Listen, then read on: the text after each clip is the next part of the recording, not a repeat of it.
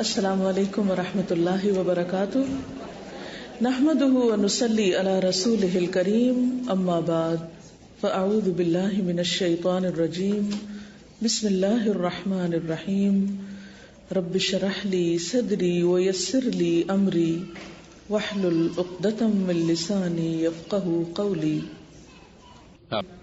آج کی اس شام ہم ایک اہم موضوع پر گفتگو کرنے والے ہیں، اور وہ موضوع ہے کہ ہم اولاد کی تربیت کیسے کریں۔ اگر آپ تھوڑی دیر کے لیے رک کر سوچیں کہ آپ کی زندگی میں سب سے اہم چیز کیا ہے، سب سے قیمتی دولت کیا ہے، وہ کیا چیز ہے کہ جسے آپ سب سے زیادہ اہمیت دیتے ہیں، جس کی خوشی آپ کے لیے سب سے بڑی خوشی ہے، اور جس کا غم آپ کے لیے سب سے بڑا غم ہو جاتا ہے۔ ان کے خوش ہونے پر آپ خوش ہونے لگتے ہیں، اور ان کی تکلیف پر آپ دکھی ہونے لگتے ہیں، غمگین ہونے لگتے ہیں۔ یقیناً آپ سب سمجھ گئے ہوں گے کہ وہ پیاری ترین چیز ہماری اولاد ہے۔ انسان کو سب سے زیادہ خود اپنی ذات سے محبت ہوتی ہے، اور یہ ایک مانی ہوئی بات ہے، اور اپنے بعد پھر اپنے ہی حصے، اپنے وجود کے حصے، اپنے دلوں کے ٹکڑے، اپنی اولاد سے محبت ہوتی۔ انسان اپنی زندگی میں کتنا بھی کامیاب ہو، لیکن اگر اس کی اولاد کامیاب نہیں تو اسے اپنی کامیابیاں بھول جاتی ہیں۔ انسان خود کتنی بھی ترقی کر جائے، لیکن اگر اولاد در بدر کی ٹھوکریں کھا رہی ہو، بھٹک رہی ہو، تو انسان کو اپنی ترقی نظر نہیں آتی۔ اولاد انسان کے لیے نہ صرف یہ کہ اس دنیا میں خوشیوں اور سعادت کا باعث ہے، بلکہ انسان کے مرنے کے بعد بھی دنیاوی اعتبار سے اور آخرت کے اعتبار سے ایک قیمتی ورثہ ہے۔ آپ جو کچھ بھی چھوڑتے ہیں مرنے کے بعد، ان چیزوں میں سے دنیا میں بھی آپ کی اولاد ان چیزوں کی وارث بنتی ہے، جو کچھ بھی آپ مال و متاع میں سے چھوڑیں۔ اور اگر اولاد نہ ہو تو انسان کی اس دنیا میں وہ دلچسپی اور اس دنیا سے وہ محبت بھی نہیں ہوتی۔ اسی لیے رسول اللہ صلی اللہ علیہ وسلم نے اولاد کے بارے میں فرمایا تھا کہ وہ مبخلۃ مجبنۃ، ایک ایسی چیز ہے کہ جس کی وجہ سے انسان بخل کا شکار ہوتا ہے، اور اسی کی وجہ سے انسان بزدلی کا شکار بھی ہوتا ہے، کمزور ہو جاتا ہے بہت ساری چیزوں میں۔ انسان بڑے بڑے فیصلے کرنا چاہتا ہے، لیکن اولاد اس کے پاؤں پکڑ لیتی ہے، اولاد اس کے بہت سے فیصلوں کو بدل ڈالتی۔ انسان اپنے مال میں بہت سے لوگوں کو حصے دار بنانا چاہتا ہے، لیکن جب اولاد نظر آتی ہے تو پھر سب کچھ اسی کے لیے ہو جاتا ہے۔ اور انسان کیا چاہتا ہے کہ جب انسان اس دنیا سے جائے تو اس کے پیچھے اس کے بچے اس کی دنیاوی دولت کے وارث بنے، وہ پلے پھولے۔ لیکن ہم صرف دنیا کے لیے سوچتے ہیں، جبکہ ہماری اولاد ہماری آخرت کی ترقی اور ہماری آخرت کی منزلوں کی بلندی کا ذریعہ بھی ہو سکتی ہے، کیونکہ اولاد اگر انسان کے مرنے کے بعد اچھے کام کرتی ہے تو والدین کے درجوں کی بلندی کا ذریعہ ہوتی ہے۔ ایک حدیث پاک میں آتا ہے کہ ایک شخص مرنے کے بعد عالم برزخ میں جب اس کا درجہ بڑھایا جاتا ہے تو وہ پوچھتا ہے کہ یہ میرے ساتھ سب کچھ کیوں ہو رہا ہے، یعنی میرے ساتھ یہ اتنا اچھا سلوک کیوں ہو رہا ہے اور میرے درجے کیوں بلند ہو رہے ہیں؟ تو اسے بتایا جاتا ہے کہ یہ تمہاری اولاد کی دعا کی وجہ سے ہو رہا ہے۔ اور رسول اللہ صلی اللہ علیہ وسلم نے یہ فرمایا تھا، اذا مات ابن آدم انقطع عملہ، کہ جب انسان مر جاتا ہے، ابن آدم مر جاتا ہے تو اس کا عمل ختم ہو جاتا ہے، الا من ثلاث، سوائے تین چیزوں کے۔ صدقۃ جاریہ، ایسی جگہ پہ مال لگانا جس کا فائدہ بعد میں بھی اس کو ملتا رہے، یا پھر او علم ينتفع به، انسان ایسا علم چھوڑ جائے، ایسا سکھا جائے کہ جو لوگوں کو فائدہ پہنچاتا رہے، جس سے اور لوگ فائدہ اٹھاتے رہیں، یا پھر تیسری چیز ولد صالح يدعو له، نیک اولاد جو والدین کے لیے دعائیں کرتی۔ یعنی انسان اب خود نیکی کرنے کے قابل نہیں رہا، دنیا سے رخصت ہو چکا، لیکن کیا چیز اس کی نیکیوں میں اضافے کا سبب بن رہی ہے؟ اس کی اولاد. تو یہ 3 چیزیں انسان کے مرنے کے بعد بھی انسان کے نیکیوں میں اضافے کا سبب بنتی ہیں. اور ان 3 چیزوں میں بھی اگر آپ دیکھیں تو سب سے پیاری چیز آپ کی اور آپ کے قریب ترین چیز، آپ کے دلوں میں رہنے والی چیز آپ کی اولاد ہی ہوتی ہے. آپ کتنے بھی پڑھے لکھے ہوں، آپ کتنا بھی لوگوں کو سکھا رہے ہوں، تعلیم دے رہے ہوں، آپ کتنے بھی مالدار ہوں، لیکن اگر آپ کی اولاد نہیں، یا پھر اولاد ہے اور بگڑ چکی ہے، یا اس کی صحیح تربیت نہیں ہوئی، تو باقی نیکیاں بھی انسان کی بیکار ہوتی ہوئی نظر آتی. باقی خیر کے کام اور باقی محنت بھی بعض اوقات پھر بے فائدہ ہونے لگتی. ایک اور حدیث میں آتا ہے کہ قیامت کے دن کچھ لوگ آئیں گے اور ان کے اعمال ہوں گے تو بہت، لیکن بتایا یہ جائے گا کہ ان کی اولاد ان کی نیکیاں کھا گئی. یعنی خود تو بڑے نیک تھے لیکن اولاد نے ان کی نیکی پہ پانی پھیر دیا، سب صفائی کر دی. دنیا میں بھی یہ ہوتا ہے، آپ کتنی بھی نیک نامی کمائیں لیکن بعض اوقات آپ کی نیک نامی کو بٹا لگانے والی اولاد ہی ہوتی. اسی لیے قرآن پاک میں اللہ سبحانہ وتعالی اولاد کو انسان کا دشمن بتاتے ہیں. اردو میں بھی یا پنجابی میں بھی ان کو میٹھا دشمن کہا جاتا ہے کہ لگتے بہت پیارے ہیں لیکن سب سے زیادہ تکلیف بھی بعض اوقات بچوں ہی کی طرف سے پہنچتی. آپ مائیں اچھی طرح جانتے ہیں، ولادت کا مرحلہ ہو یعنی بچوں کے پیدائش کا مرحلہ ہو، یا پھر اس کے بعد ان کی تربیت کا مرحلہ ہو، یا پھر بڑے ہو کر ان سے خدمت لینے کا معاملہ ہو، یہ سارے مراحل کس قدر تکلیف دہ، صبر آزما اور انتظار والے ہوتے ہیں. اور ہماری عام دعاؤں میں ایک دوسرے کے لیے کیا ہوتا ہے؟ اللہ تمہیں اولاد کی خوشیاں دیکھنا نصیب کرے، کیونکہ واقعی انسان کے لیے ایک بہت بڑی خوشی کا ذریعہ بھی ہے اولاد.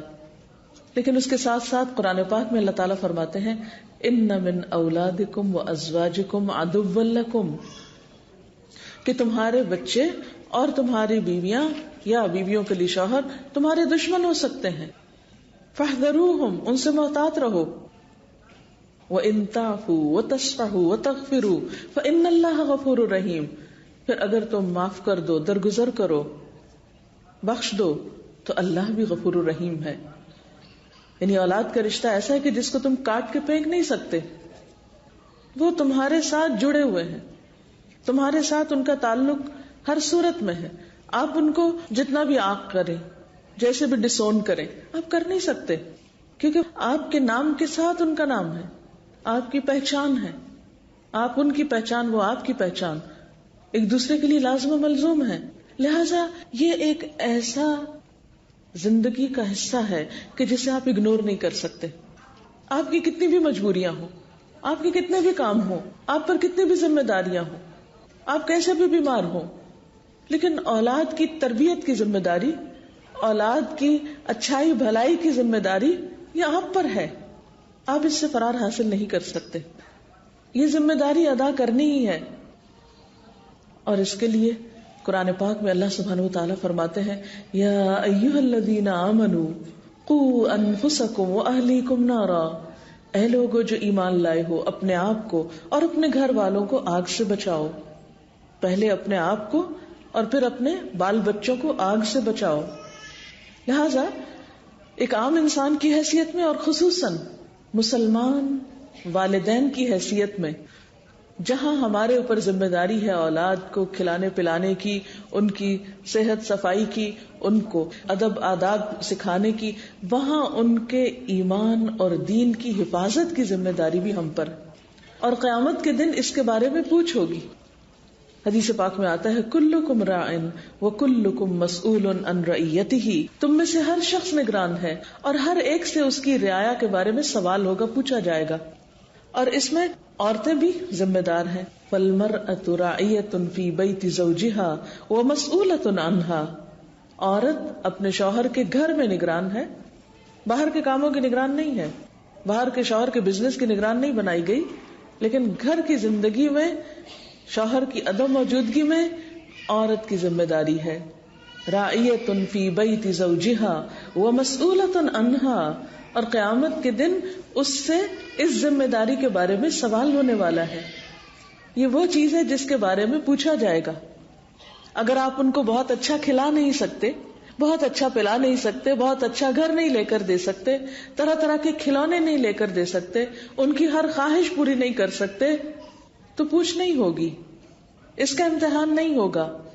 لیکن اگر وہ دین سے دور ہو گئے، بھٹک گئے، انہوں نے دین کا رستہ چھوڑ دیا، ان کے ایمان میں خلل آ گیا، تو ضرور پوچھ ہوگی.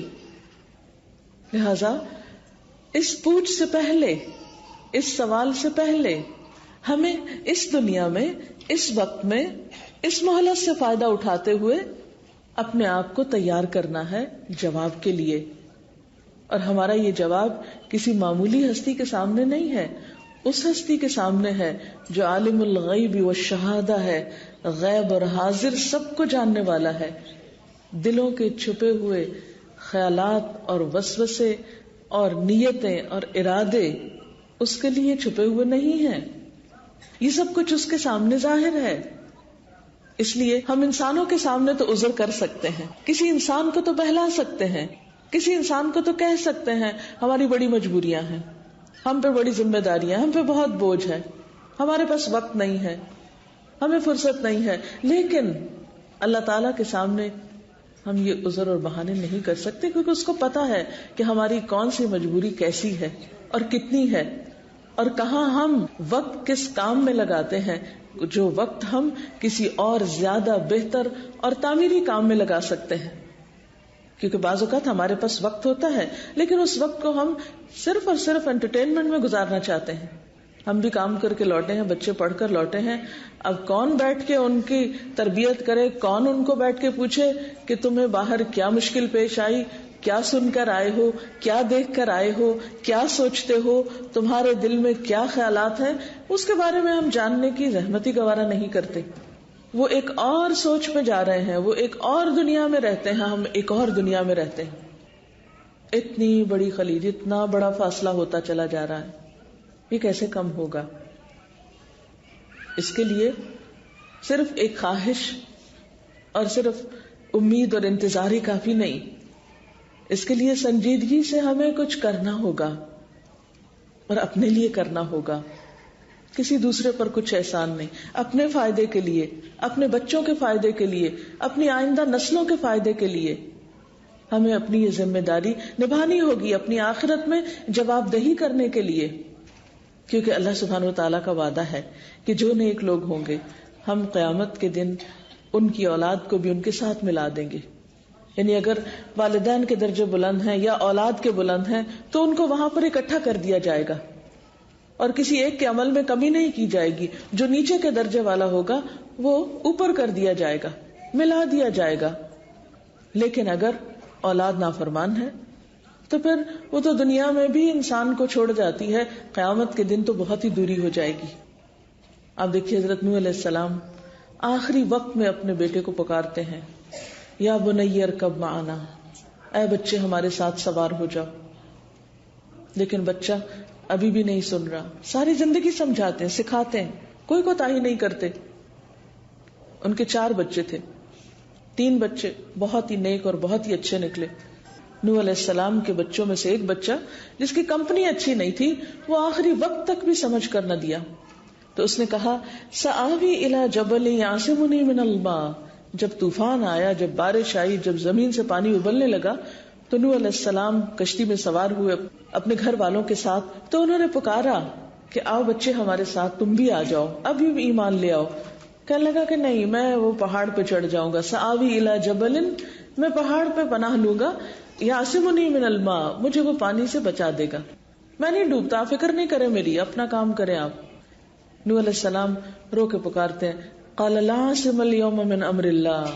بیٹے آج اللہ کے حکم سے کوئی بھی تمہیں بچا نہیں سکتا، کوئی بھی چھڑانے والا نہیں، کوئی کام نہیں آ سکتا. اور ابھی ان کی گفتگو جاری تھی. وحال بینہم الموج فکان من المغرقین. ایک موج آئی اور باپ بیٹے کے درمیان فاصلہ کر گئی اور بیٹا غرق ہو کر رہ گیا. پیغمبر ہیں، 950 سال تبلیغ کر رہے ہیں، اللہ کی خاطر دن رات دوڑ دھوپ کرنے والے ہیں، کسی لمحے کچھ بھی کمی نہیں کرتے اللہ کی عبادت میں، اللہ کے پسندیدہ ترین بندوں میں سے ہیں، لیکن اپنے بچے کے معاملے میں وہ بھی بے بس ہیں. اپنے بچے کو نہیں بچا سکے، اپنی بیوی کو نہیں بچا سکے. تو کسی بھی انسان کی نیکی دنیا میں تو اس کی اولاد کے لیے ہو سکتا ہے فائدہ مند ہو، لیکن آخرت میں اگر ایمان نہیں، اگر عمل صالح نہیں، تقوی نہیں، تو اولاد کو ہم بچا نہیں سکتے قیامت کے دن.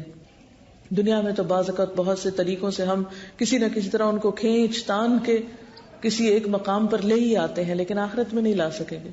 اللہ تعالیٰ کا عدل بالکل بے لاگ ہے، اس میں کوئی بے انصافی نہیں. لہذا وہ دن کہ جس میں کوئی کسی کے کام نہیں آئے گا، وہ دن کہ جس میں سارے رشتے ایک دفعہ ختم ہو جائیں گے. نفخ فی الصور فلا انصاب بینہم یومئذ ولا هم یتساءلون. جب سور پھونکا جائے گا تو آپس میں کوئی رشتہ داریاں باقی نہیں رہیں گی، کوئی ایک دوسرے کو پوچھے گا بھی نہیں.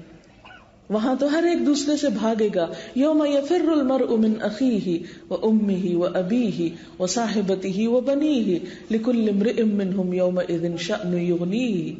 جس دن بھاگے گا انسان، یوم یفر المرء من اخیہ اپنے ہی بھائی سے، وامہ اپنی ہی ماں سے، وابیہ اپنے ہی باپ سے، وصاحبتہ اپنی بیوی سے، وبنیہ اور اپنے بیٹے سے. لکل امرئ منہم یومئذ شأن یغنیہ. ہر شخص پر اس وقت ایسی حالت ہوگی جو اسے دوسرے سے بے نیاز کر دے گی.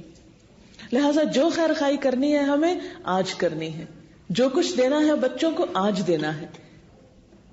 اب سوال یہ پیدا ہوتا ہے کہ کیا دیں، پھر کیا کریں؟ اگر واقعی آپ سمجھتے ہیں کہ یہ ہماری ذمہ داری ہے، اگر آپ یقین مانتے ہیں اس بات کو کہ اس کے بارے میں قیامت کے دن ہم سے پوچھا جائے گا، اور اگر آپ سمجھتے ہیں کہ آپ کی اولاد کی نیکیاں آپ کے حق میں صدقہ جاریہ ہوں گی، تو آئیے پھر کچھ چیزیں آپ کی خدمت میں رکھوں گی کہ جن کا آپ کو ہر صورت خیال کرنا ہوگا، دنیا کی کامیابی کے لیے بھی ان کی اور آخرت کی. کیونکہ جب اولاد نیک ہوتی ہے نا، اس کے اندر سارے اچھے اخلاق ہوتے ہیں، وہ خدا کا خوف رکھتی، تو وہ آپ کو بھی حق دے گی اور وہ باقی انسانوں کو بھی حق دے گی. پھر وہ کسی پر بھی ظلم کرنے والے نہیں ہوں گے، کیونکہ اللہ کی محبت اور اللہ کا خوف انسان کو ایک بہترین انسان بناتا ہے. ایسا انسان وعدہ خلاف نہیں ہوتا، جھوٹ نہیں بولتا، کسی کو دھوکہ نہیں دیتا، خیانت نہیں کرتا، وہ ہر ایک کا حق پہچانتا ہے، وہ اپنی ذمہ داریوں کو ادا کرنے والا ہوتا ہے. اگر آج ہم دیکھیں کہ اولاد کے ہاتھوں ہمیں بسا اوقات طرح طرح کی مشکلات، ان کی شادی کرنے کے بعد، ان کے میچور ہونے کے بعد، ان کے کاروبار کرنے کے بعد بھی بعض اوقات بہت سی پریشانیاں ہمیں جو ان کی طرف سے پہنچتی ہیں، ان میں ایک بہت بڑا سبب ہوتا ہے کہ ان کے کردار میں وہ پختگی نہیں ہوتی، وہ میچورٹی ان کے اندر نہیں ہوتی، وہ چیز ان کے اندر نہیں ہوتی جو ہونی چاہیے، جس کی وجہ سے وہ اپنی زندگی کے بہت سے معاملات خود بھی حل کر سکیں. تو آئیے دیکھتے ہیں کہ ہمیں کیا کرنا ہے. اولاد کی تربیت کے بارے میں یہ بات یاد رکھیے کہ اولاد کی تربیت ان کی پیدائش کے بعد نہیں، ان کی پیدائش سے پہلے شروع ہوتی. اب آپ چونکہ مکس کراؤڈ ہے، بہت سے لوگ ایسے ہوں گے کہ جو ابھی اس مرحلے میں داخل ہی نہیں ہوئے، مثلا بعض بچیاں ہوں گی جن کی شادی نہیں ہوئی، بعض ایسی ہیں کہ جو ابھی اس مرحلے میں ہے، اور ہو سکتا ہے کہ آئندہ کئی بچوں کی ماں بنے، یا یہ کہ آپ نانی دادی بن چکی ہیں تو آپ کے گھر میں بچوں کی پیدائش ہو، یا یہ کہ آپ کے بچے بڑے ہو چکے ہیں تو آپ کو مشکلات پیش آ رہی ہیں. تو چونکہ مجھے ان سارے گروپس کو باری باری دیکھنا ہے، اس لیے میں مختصراً ہر گروپ کے بارے میں کچھ بات کروں گی. تو سب سے پہلے ابتدا میں یہ بات یاد رکھیے کہ تربیت پیدائش کے بعد نہیں، پیدائش سے پہلے شروع ہوتی، جو ایک آئیڈیل سچویشن ہے. اگر ہم آئیڈیل سچویشن اب نہیں بھی رکھتے تو کیا کریں، وہ بات بعد میں ہوگی، لیکن آئیڈیل سچویشن یہی ہے کہ تربیت اولاد کے لیے اچھی لڑکی کا انتخاب ضروری ہے. اور اچھی لڑکی سے مراد صرف خوبصورت لڑکی نہیں، صرف مالدار لڑکی نہیں، با اخلاق اور دیندار لڑکی. رسول اللہ صلی اللہ علیہ وسلم نے فرمایا کہ عورت سے 4 چیزوں کی بنیاد پہ شادی کی جاتی، اس کے نام نسب، اس کے مال، اس کی خوبصورتی اور اس کے دین کی بنیاد پر. تو تم دین والی کو اختیار کرو، تمہارے ہاتھ خاک آلود ہوں.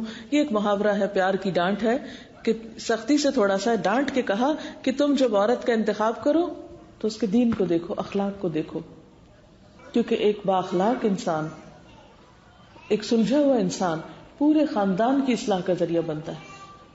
اور ایک بد اخلاق انسان، ایک بد زبان انسان، خواہ وہ کتنا بھی خوبصورت ہو، کتنا بھی مالدار ہو، بعض اوقات پورے خاندان میں پھوٹ ڈال دیتا ہے. تو بیوی کا انتخاب دینداری کی بنیاد پر. اس کے بعد باقاعدہ اللہ کے رسول صلی اللہ علیہ وسلم نے دعائیں سکھائی ہیں کہ شوہر اور بیوی کے باہمی جسمانی تعلق کے موقع پر بھی شیطان مردود سے پناہ مانگو، کیونکہ اس وقت شیطان تمہاری اولاد میں شریک ہونا چاہتا ہے. اس وقت سے وہ کوشش کرتا ہے کہ وہ شریک ہو جائے اور اولاد تمہاری نہ رہے، اس کی ہو جائے، تمہاری مرضی اور تمہارے طریقے پہ نہ چلے، اس کے طریقے پر چلے.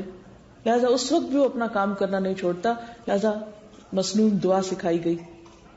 پھر اس کے بعد یہ ہے کہ پریگننسی کا جو مرحلہ آتا ہے، تو ڈیورنگ پریگننسی اب دیکھیں کہ بچہ اپنی ساری خوراک کہاں سے لے رہا ہوتا ہے؟ ماں کے خون سے. ماں جو کچھ کھاتی، جو کچھ سوچتی، جو اس کی جذباتی کیفیات ہوتی، جیسی اس کی ذہنیت ہوتی، وہ انڈائریکٹلی بچے پر اثر انداز ہو رہی ہوتی. جیسے وہ ماں کے خون سے غذا لے کے نشو و نما پا رہا ہوتا ہے، ایسے ہی ماں کے خیالات اور ماں کے روٹین اور ماں کے جو طریقے ہیں وہ بھی اس پر اثر انداز ہو رہے ہوتے ہیں. لہذا اس دوران ماں کو خاص طور پر اپنی سوچ پازیٹو رکھنی چاہیے، مثبت سوچ. جلنا، کڑنا، رونا، دھونا، غم اٹھانا. ویسے بھی یہ ہے کہ وہ کیفیت ایسی ہوتی ہے، یعنی وہ مرحلہ ایسا ہوتا ہے کہ جس میں ایک عورت، جسے قرآن پاک میں آتا ہے کہ وہنن علی وہنن، تکلیف پر تکلیف اٹھا رہی ہوتی ہے، جذباتی اعتبار سے بھی بہت ڈسٹرب ہوتی ہے. لیکن بات یہ ہے کہ یہ سارے چینجز یعنی فزیکل چینجز تو ہوں گے اور اس میں اوپر نیچے بھی مزاج ہوگا. لیکن بات یہ ہے کہ حدیث میں آتا ہے وَمَن يَتَصَبَّرْ يُصَبِّرْهُ اللَّهُ، جو صبر کرنا چاہتا ہے اللہ اس کو صبر دے دیتا ہے. ناپسندیدہ ناگوار باتوں کے باوجود اپنے مزاج کو درست رکھنے کی کوشش کرنا بے حد ضروری. اور وہ صرف نصیحت سے نہیں ہوگا کہ میں آپ کو نصیحت کر رہی ہوں کہ آپ اپنا مزاج درست رکھیے تو وہ ہو جائے گا. نہیں، اس کے لیے آپ کو ذہنی طور پر کسی اچھی ایکٹیویٹی میں مشغول کرنا ہوگا. اچھی کتابیں پڑھیے، اپنی صحت کے بارے میں، بچوں کی تربیت کے بارے میں، ہسٹری کے بارے میں، اور کوئی بھی اچھی کتابیں. پھر اس کے ساتھ ساتھ اپنی عبادات کا خیال رکھیے، تلاوت قرآن باقاعدگی سے کیجیے. بچے کی سب سے پہلی فیکلٹی جو کام کرتی ہے وہ لسننگ کی ہوتی. بچہ ماں کے پیٹ میں بھی سن رہا ہوتا ہے، لہٰذا آپ اس کو اچھی چیزیں سنوائیے. قرآن پاک کی تلاوت خود بھی کیجیے، اور اگر اچھی نہیں کرنی آتی تو خوبصورت قاریوں کی قرات میں خود بھی لسننگ کیجیے. پھر اسی طرح خوب دعائیں مانگیے. آپ دیکھیے کہ جتنے بھی پیغمبر تھے انہوں نے اپنے نیک اولاد کے لیے دعا کی اللہ تعالیٰ سے، اور ان دعاؤں میں کیا ہے؟ ربنا ہب لنا من ازواجنا وذریاتنا قرۃ اعین واجعلنا للمتقین اماما. اے اللہ ہمیں اپنے شوہروں یا اپنی بیویوں اور اپنی اولاد میں سے آنکھوں کی ٹھنڈک عطا کر، اور ہمیں متقین کا امام بنا، یعنی ہمارے گھرانے کو نیکی اور تقوی کے کاموں میں سب سے آگے لے جا، یعنی تقوی اور نیکی کی مثال بنے ہم. بعض اوقات ہوتا ہے دنیاوی اعتبار سے لوگ کمپٹیشن کر رہے ہوتے ہیں کہ ہماری فیملی مشہور ہو کے اس میں سبھی ڈاکٹرز ہیں، اور ہمارا کسی Guinness book of world record میں ہمارا نام لکھا جائے کہ وہ فلاں فیملی جو ہے وہ اس کی یہ شناخت ہے کہ سارے کے سارے ماں باپ بہن بھائی بچے وہ سب کے سب جو ہے وہ اس فیلڈ کے ہیں. یا اسی طرح اور بھی کوئی شوق ہو سکتے ہیں. وہ سب باتیں اچھی ہیں، دین کے ساتھ دنیا کی بھلائی بھی مانگنی چاہیے، لیکن اس کے ساتھ ساتھ آنکھوں کی ٹھنڈک کہ اللہ ہمیں اولاد کی خوشی نصیب کر. یہ دعا اللہ تعالیٰ نے سکھائی، سورۃ الفرقان میں آتی ہے. کسی بھی قرآنی دعاؤں کی کتاب میں یہ دعا آپ کو ملے گی. عام حالات میں بھی پڑھنی چاہیے، لیکن خاص طور پر پریگننسی کے دوران. پھر اسی طرح وہ دعائیں جو حضرت زکریا علیہ السلام نے مانگی تھی اپنے بچے کی ولادت سے پہلے، رب ہب لی من لدنک ذریۃ طیبہ، اے اللہ مجھے اپنے پاس سے پاکیزہ اولاد عطا کر. اور پھر آپ کو معلوم ہے جب حضرت یحییٰ علیہ السلام کی پیدائش ہوئی تو اللہ تعالیٰ نے خاص طور پر ان کو خوشخبری سنائی کہ وہ حسوراً و نبیًا، کہ وہ بہت پاک دامن ہوں گے، نبی ہوں گے، وجیہاً بہت شاندار ہوں گے، بہت زبردست پرسنالٹی کے مالک ہوں گے. یعنی جو انہوں نے دعائیں مانگی تھی وہ سب قبول ہوئی. اسی طرح ان کی دعاؤں میں سے یہ بھی تھا رب ہب لی من الصالحین، رب ہب لی من الصالحین، اے اللہ مجھے نیک لوگوں میں سے دے، یعنی کہ نیک روح میرے گھر میں آئے.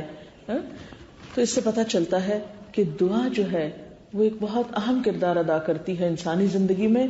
Prayer is power. کوئی چیز تقدیر کو نہیں بدل سکتی، دعا تقدیر کو بھی بدلتی ہے. اس لیے کبھی بھی مایوس نہ ہو. اور اس کا یہ مطلب نہیں کہ اب تو وقت گزر گیا، اب کیا کریں، اب تو بچے بڑے ہو گئے. ٹھیک ہے، اب آپ ربنا ہب لنا من ازواجنا وذریاتنا والی دعا مانگیے، لیکن دعا کرتے رہیے، کبھی بھی مایوس نہ ہوئیے. اور پھر اس کے بعد یہ ہے کہ صرف دعا ہی نہیں، ہر چیز میں دعا کے ساتھ دوا بھی ضروری ہے. اور ان دواؤں میں اچھی کمپنی. ایسی خاتون جو پریگننسی کے مرحلے میں ہو، حمل کے مرحلے میں ہو، اس کے لیے اچھا ماحول بے حد ضروری. بعض اوقات ایسا ہوتا ہے نئی نئی شادی ہوتی ہے، ایڈجسٹمنٹ بڑی مشکل ہو رہی ہوتی ہے، نئے گھر والوں کے ساتھ معاملات درست نہیں ہو پا رہے ہوتے، تو بچیاں عموماً پہلی پریگننسی میں یا اس کے بعد بھی کچھ بہت زیادہ مینٹلی ڈسٹرب ہوتی، ایموشنلی بھی بہت ڈسٹرب ہوتی. ایسے میں گھر والوں کو بھی خیال رکھنا چاہیے کہ ایک بچی جس کے لیے یہ ماحول بھی نیا ہے اور اس کے بعد اس کے اندر اتنی زیادہ فزیکلی چینجز آ رہی ہیں، اتنے ہارمونل چینجز ہیں، تو اس بچی کو ایک اچھے ماحول کی بے حد ضرورت ہے. لہٰذا بہت سی چیزوں میں درگزر کرنا چاہیے. آپ اپنی آئندہ نسل کی خاطر اس بچی کو کچھ مارجن دیں، وقت دیں، نہ کہ اسے ایسی ٹینشن سے گزاریں کہ جس کا سارا اثر براہ راست اس بچے پہ آئے اور ایک گھر میں خاردار پودا اگائے. نہیں، سارے اہل خانہ کو صبر و ضبط، شوہر کو بھی صبر و ضبط اور تحمل کی ضرورت ہے، کیونکہ مرد حضرات اس کیفیت سے گزرتے ہی نہیں. ان کو پتہ ہی نہیں ہوتا کہ عورت کے اوپر یہ موڈز کیوں آ رہے ہیں اور یہ کیفیت کیوں ہے. وہ کبھی رو رہی ہے، کبھی ہنس رہی ہے، چھوٹی چھوٹی باتوں پہ ناراض ہو رہی ہے. یہ سب کیفیات ایک جسمانی تبدیلی کی وجہ سے ہوتی ہیں. اس لیے اس میں عورت کو ایک رخصت اور ایک رعایت دی جانی چاہیے. اس کے علاوہ یہ بھی ضروری ہے کہ ایسی بچیاں جو کسی نئے ماحول میں آئیں اور اپنی پچھلی ساری دوستیں چھوڑ چکی ہوں اور رشتے دار بھی چھوڑ چکے ہوں، اور خاص طور پر جیسے ماحول میں آپ رہتے ہیں، بعض اوقات آپ دور دراز ملکوں سے بچیوں کو بیاہ کر لاتے ہیں، ان کے لیے ماحول بھی نیا، ان کے لیے گھر بھی نیا، اور ان کے لیے جسمانی طور پر بھی ایک نیا ایکسپیرینس. تو ایسے میں کچھ اور بھی زیادہ آپ کی ذمہ داری ہو جاتی ہے صبر و تحمل کی اور بات برداشت کرنے کی. لیکن اس کے ساتھ ساتھ یہ بھی یاد رکھیے کہ اگر آپ کا تعلق کسی بھی ایسی محفل سے ہے، کسی ایسی مجلس سے ہے جہاں آپ کم از کم ہفتے میں بھی ایک بار جا کر روحانی سکون حاصل کرتے ہیں، تو اپنے ساتھ اپنی بیٹیوں کو، اپنی بہوؤں کو، اپنے ایسی بچیوں کو ساتھ لے کر جائیے تاکہ ان کو بھی ایک اچھی کمپنی ملے. کیونکہ آپ جب اللہ کی مجلس میں بیٹھتے ہیں، قرآن کی مجلس میں بیٹھتے ہیں، تو یقینی طور پر آپ کے اوپر ایک سکینت نازل ہوتی جس کا حدیث پاک میں بھی ذکر آتا ہے. لہذا اچھی کمپنی سے مراد اچھی دوستیں، اچھے لوگ، اور اس کے علاوہ اچھی مجلسیں، اچھی محفلیں، یہ بچیوں کے لیے بے حد ضروری ہے. اس سے کیا ہوتا ہے کہ وقتی طور پر وہ اپنے غم بھول جاتی ہیں اور ایک وہ اداسی کی کیفیت بھی ختم ہوتی ہے. اور جب اچھے لوگوں سے دوستی ہوتی ہے تو کہتے ہیں کہ اچھا دوست خوشبو بیچنے والے کی طرح ہوتا ہے، کہ جس سے اگر آپ خوشبو نہ بھی خریدیں تو صرف اس کی خوشبو کی دکان سے آپ اگر بیٹھے ہوئے پاس تو خوشبو ہی آتی رہے گی. آپ کسی بھی پرفیوم کے کاؤنٹر پہ جائیے تو آپ دیکھیں گے کہ اگر آپ نہیں بھی خریدے تو تھوڑا سا اس کو ٹیسٹ کرتے ہوئے بھی آپ نکلتے ہیں تو آپ کے لباس یا آپ کے کپڑوں سے خوشبو ہی آتی ہے.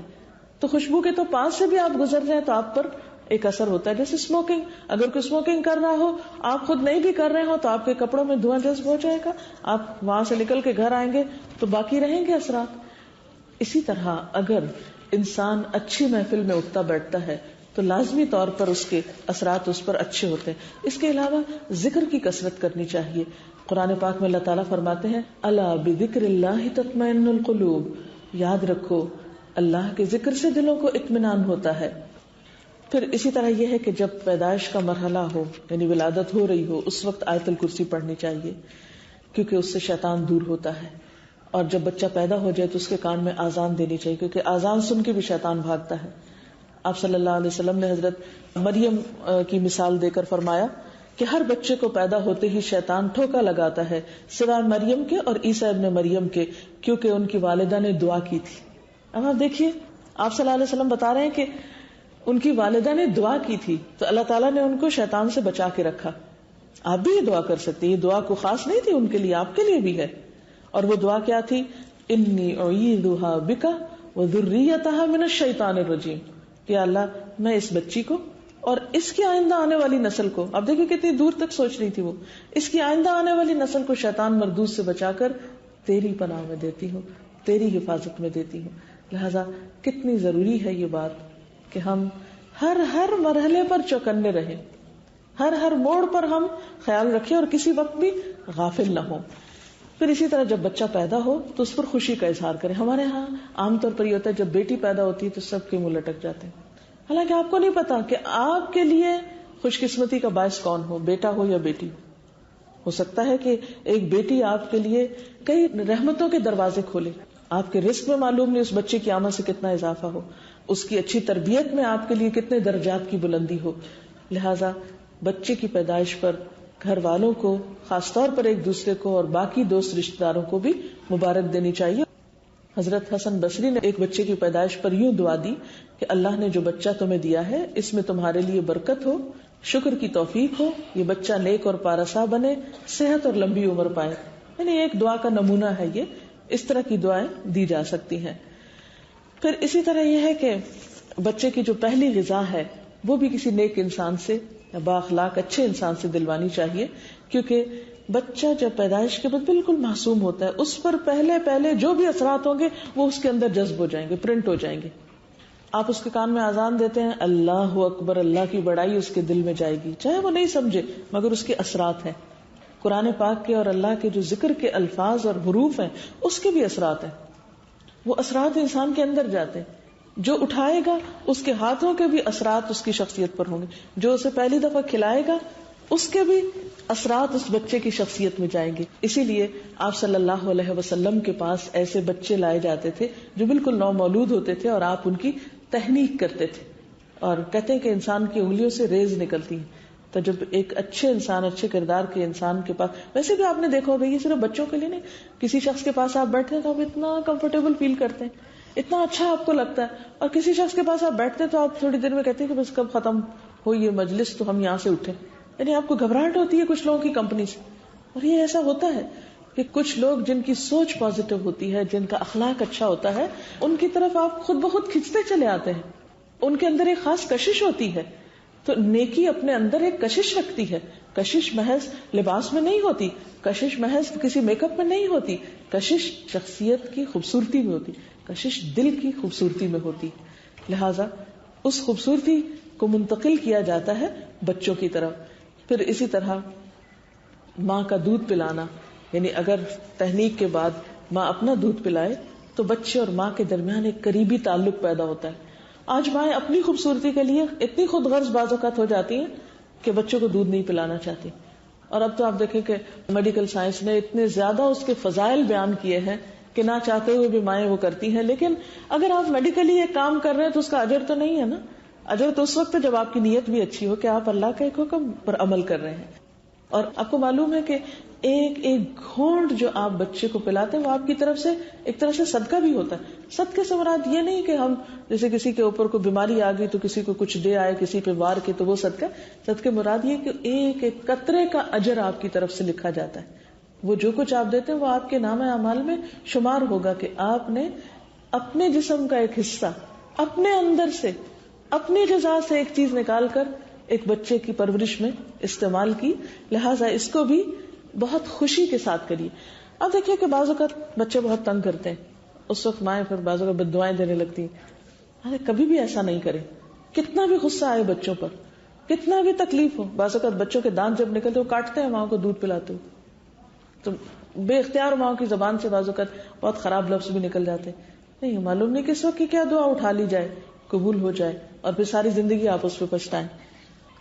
آپ صلی اللہ علیہ وسلم نے خاص طور پر خواتین کو کس بات کی تلقین کی کہ وہ اپنی زبان کا استعمال درست کریں. آپ نے فرمایا میں نے تمہاری اکثریت کو جہنم میں دیکھا ہے.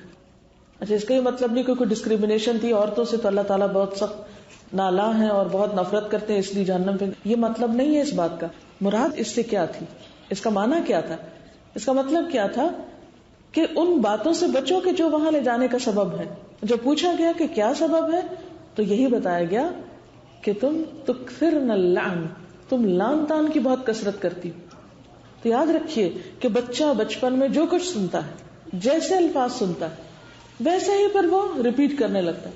اگر آپ بہت زیادہ نو کا استعمال کرتے ہیں تو بچے کی زبان پر بھی ہر چیز میں نو ہوگا. آپ نو بولیں گے تو بچہ بھی نو بولے گا.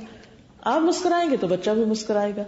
ہاں آپ اچھے نرم انداز سے بات کریں گے تو بچے کے اندر بھی وہی ٹون آئے گی. اور اگر آپ کسی کا مذاق اڑائیں گے تو بچہ بھی مذاق اڑانا سیکھے گا.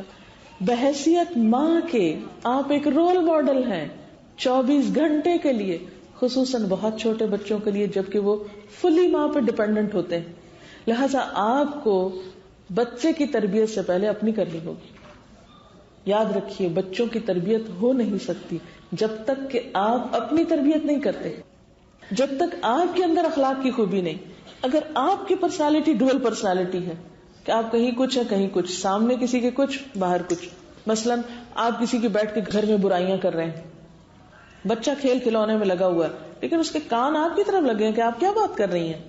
اچھا تھوڑی دیر میں وہی شخص آ جاتا ہے، آپ بہت مسکرا کے اٹھ کے اچھی طرح گلے لگا کے ملتے، آپ کا تضاد بچے نے نوٹ کر لیا کہ ایسا ہی کرتے ہیں لوگوں کے پیچھے اور طرح ان سے معاملہ کرتے اور سامنے کچھ اور کرتے ہیں. یہ منافقت ہم نے اپنے رویے سے سکھا دی. ہم جھوٹ بولتے ہیں اور بچوں کو جھوٹ سکھاتے ہیں، جاؤ میری طرف سے کہہ دو گھر پہ نہیں، فون پہ بتا دو ہے ہی نہیں.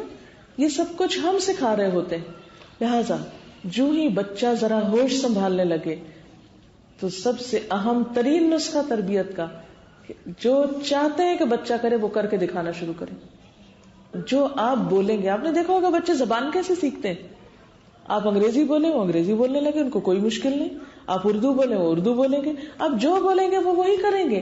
لہذا it all depends on you کہ آپ کیا کر رہے ہیں، آپ کیا چاہتے ہیں کہ وہ کیا کرے. اسی طرح جو گفتگو آپ کرتے ہیں اس میں بھی بہت محتاط ہونے کی ضرورت ہے. ہم بعض اوقات لاڈ پیار میں توتلی باتیں بچوں سے کرنے لگتے ہیں اور ان کو بگاڑ دیتے ہیں. نہیں، الفاظ کا استعمال اور چناؤ درست کیجیے تاکہ آپ کا بچہ ابتدا سے ہی ایک درست زبان بولے، ایک اچھی بات کرے. اور پھر بعض اوقات اس طرح عادت ہو جاتی ہے کہ بڑے ہو کر بھی بچے اس عادت سے باز نہیں آتے.